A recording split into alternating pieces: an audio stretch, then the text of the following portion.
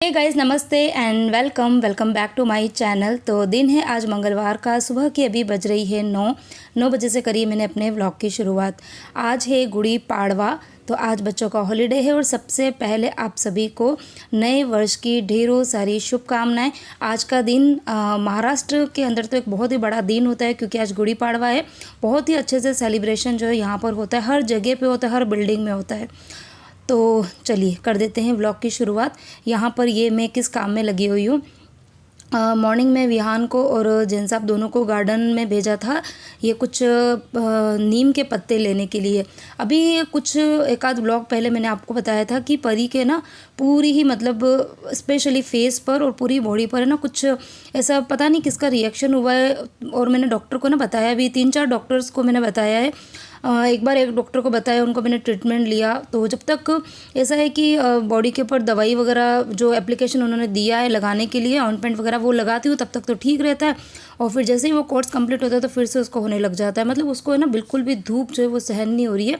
और ऐसा है कि बच्चे मतलब वैसे धूप में जाने का कुछ काम नहीं, लेकिन अगर 2-3 मिनट की भी अगर उसको धूप लग जाती है ना तो पूरी ही बॉडी के ऊपर ऐसे रैशेस से आ जाते हैं। तो इसलिए मैंने सोचा कि बार बार आप दवाई लेने से ज़्यादा अच्छा है कि कुछ ना कुछ घर का ट्रीटमेंट जो है वो मैं वही कर लेती हूँ। तो इसलिए मैंने नीम के पत्ते जो थे वो मंगाए थे और पहले मैंने उनको अच्छे से धोए हैं। धोए मतलब क्या, उसको पहले मैंने एक बड़े से डब्बे के अंदर कंटेनर के अंदर रख दिया था 5-15 मिनट के लिए। और अभी मैंने उसको थोड़ी सी देर भिगो के ही रखे, तब तक मैं दूसरा जो काम है वो निपटाऊंगी। क्योंकि बहुत ज़्यादा मिट्टी जो थी उसके ऊपर थी। इवन जब मैं पत्ते निकाल रही थी ना डंठल से, तो उसके ऊपर मुझे 2-3 है ना कीड़े भी लगे मतलब दिखे थे। तो पता चला कि होम रेमेडीज़ करने के बजाय और कुछ इन्फेक्शन जो है वो ना हो जाए। तो इस नीम के पत्ते से आगे मैं क्या करूँगी, किस तरीके का पैक बनाऊँगी मतलब उस परी के फेस के लिए, बॉडी के लिए, वो मैं आज की वीडियो में नहीं, मैं आपको ना नेक्स्ट वीडियो के अंदर आपके साथ में ना शेयर करूँगी। तो बहुत ही ज़्यादा इफ़ेक्टिव वो मास्क जो है वो रहेगा और कोई भी लगा सकता है। किन किन चीज़ों के अंदर वो इफ़ेक्टिव रहेगा वो सब कुछ मैं आपको बताऊंगी, लेकिन नेक्स्ट वीडियो में। यहाँ पर मॉर्निंग के मैंने बहुत सारे काम जो थे वो निपटा दिए थे। परिविहान जो है वो अपनी स्टडी करने के लिए बैठ गए। क्योंकि जिस दिन छुट्टी का दिन होता है ना तो मैं उनको बोल देती हूँ कि सुबह सुबह ही नहा के एक बार तुम्हारा जो कुछ भी होमवर्क है पेंडिंग, या तुमको कोचिंग से कुछ होमवर्क मिला है या स्कूल से कुछ भी मिला है, तो उसको तुम कंप्लीट कर दो।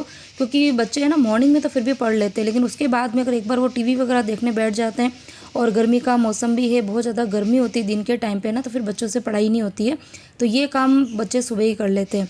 तो बच्चे अपनी स्टडी कर रहे हैं, जैन साहब चले गए हैं शॉप पर, खाना वाना मैंने बना दिया है, मोस्ट ऑफ काम मेरा हो गया है।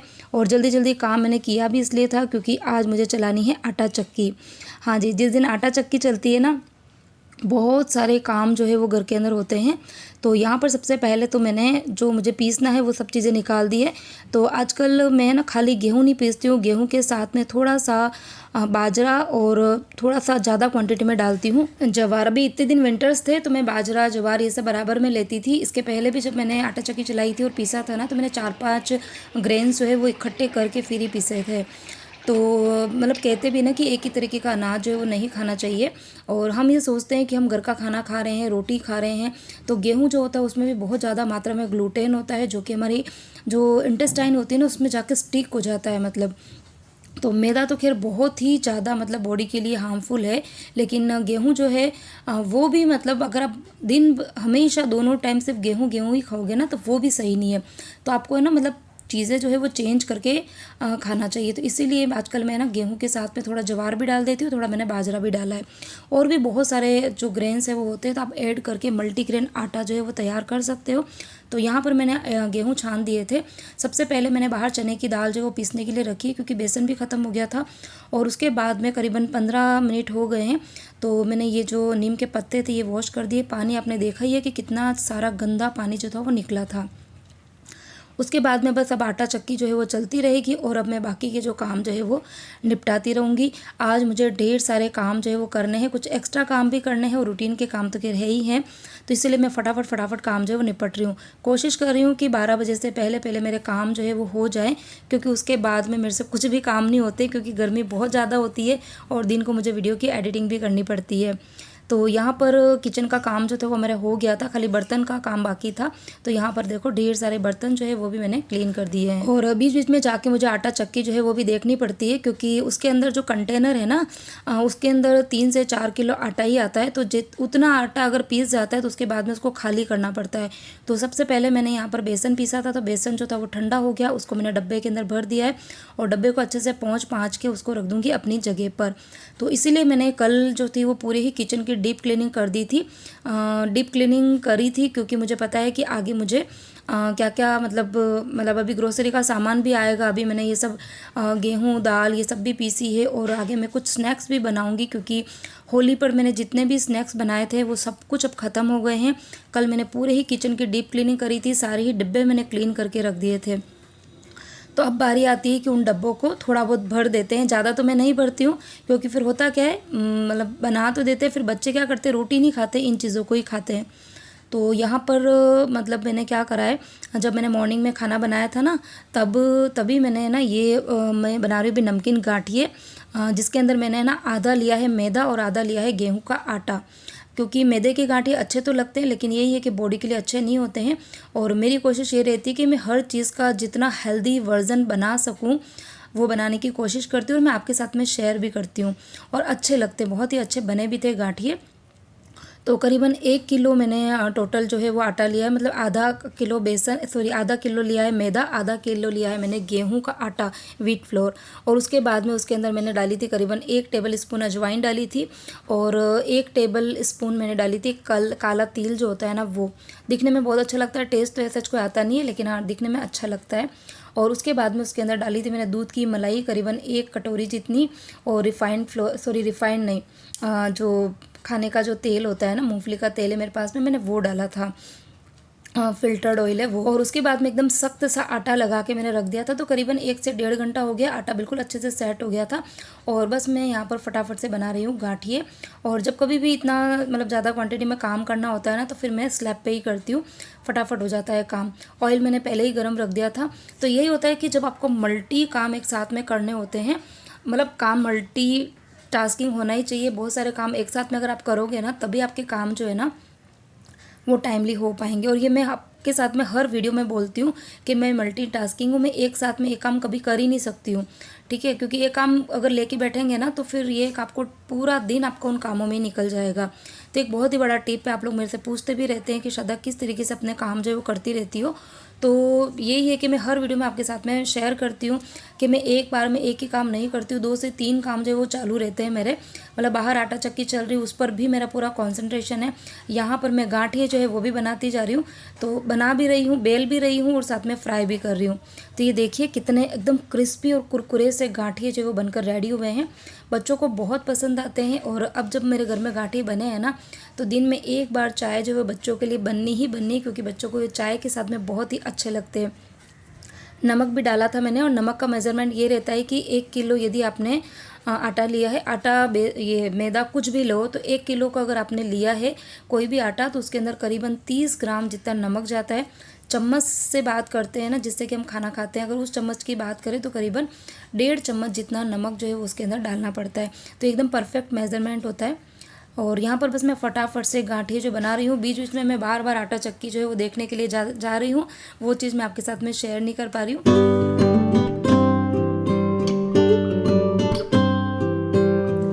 तो पूरे ही ना 1 किलो ये आटा का जो मैंने गाठिया बनाया था ना, इसमें मुझे करीबन 1.5 घंटा लग गया था। बनने में टाइम नहीं लगता, लेकिन हाँ उनको है ना मीडियम फ्लेम पर फ्राई करना पड़ता है, तभी वो अच्छे से बनते हैं। तो करीबन 1.5 घंटा लगा था। और उसके बाद में जो मेरी हालत ख़राब हुई है ना, मतलब पूरी पसीने से तरबतर हो गई थी मैं, और पूरी जैसे ना बॉडी के ऊपर जैसे चींटी काटती है ना, वैसा मुझे होने लग गया था। तो फिर मैंने वो काम करने के बाद में, मतलब ये आटा वाटा भी पीस गया था और पैरेलल में मेरे गांठे भी बन गए थे। उसके बाद में मैं सिर्फ 5 मिनट बैठी और डायरेक्ट गई थी शावर लेने के लिए, और उसके बाद में मुझे इतना रिलीफ फील हुआ है ना कि मैं आपको बता भी नहीं सकती हूँ। तो उसके बाद में फिर मुझे खाली लिविंग रूम की क्लीनिंग जो थी वो करनी थी, बाकी रूम्स की तो मैंने पहले ही कर दी थी, क्योंकि चक्की चलती है तो आटा वगैरह उड़ता ही है इसके लिए। तो उसकी मैंने क्लीनिंग करी, और तब तक ये आटा जो था वो भी ठंडा हो गया था। तो मैंने सोचा इसको भी हाथों हाथ भर देते हैं। और डब्बा जो था वो मैंने मॉर्निंग में ही क्लीन करके बाहर बालकनी में रख दिया था, तो वो भी अच्छे से सूख गया था। तो बस यहाँ पर बस आटा वाटा भर दूँगी। उसके बाद में खाली झाड़ू पोछे का काम बाकी है, तो वो मेरी जब हाउस हेल्पर आएगी तो वो करेगी।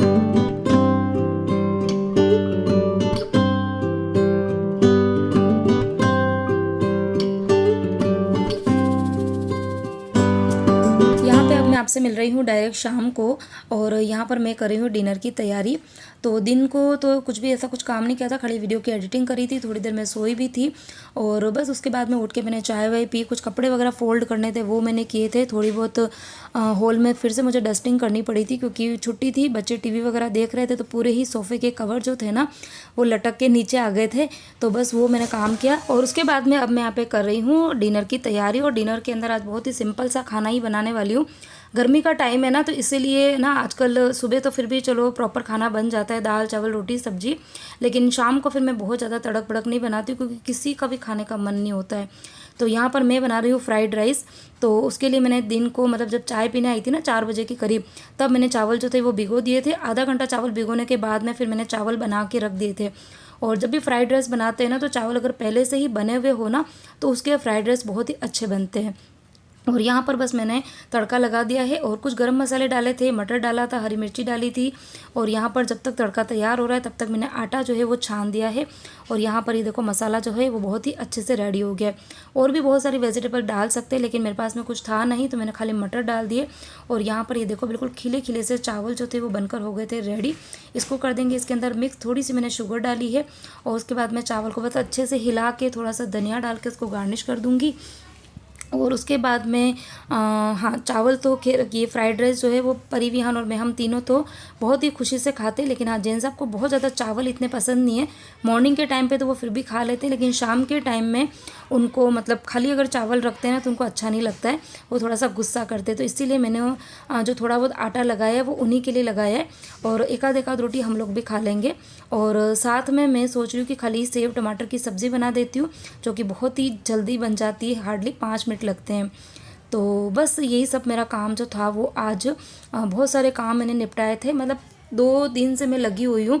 एक दिन मैंने किचन की क्लीनिंग करी थी, 1-2 दिन मैंने बच्चों के रूम की क्लीनिंग करी थी, और अब आज मैंने आटा चक्की चला दी है। तो कल सोच रही हूँ कि मैं अपना जो लिविंग रूम है उसको भी साफ़ कर देती हूँ, ताकि बस ये मेरे क्लीनिंग के काम जो है वो मतलब पूरी तरह से कंप्लीट तो क्या होंगे, ये तो चलते ही रहते हैं। अभी मुझे अपनी जो वार्डरोब है, ड्रेसिंग टेबल है, तो ये भी मैं मतलब जैसे जैसे मुझे समय मिलता जाएगा ना मैं करती रहूँगी। तो इसी के साथ मैं इस वीडियो को करती हूँ यहीं पर एंड।